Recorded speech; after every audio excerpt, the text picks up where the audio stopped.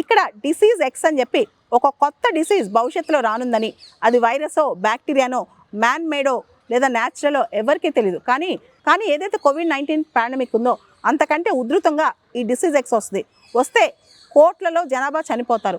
దానికోసం ముందుగానే మనం మెడిసిన్స్ కానీ వ్యాక్సిన్స్ కానీ మొత్తం సన్నద్ధంగా ఉండాలి. అందుకే ఈ పాండమిక్ అగ్రిమెంట్ అనమాట. వరల్డ్ హెల్త్ ఆర్గనైజేషన్ కండక్ట్ చేసిన ఈ అగ్రిమెంట్ చర్చల్లో ప్రపంచవ్యాప్తంగా 124 దేశాలు పార్టిసిపేట్ చేశాయి. కానీ అమెరికా పార్టిసిపేట్ చేయలేదన్నమాట.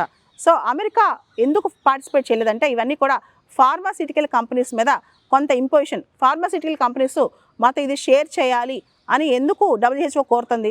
American pharmaceutical companies, western pharmaceutical companies ఇవన్నీ కూడా లాభాపేక్షతో పనిచేస్తాయి.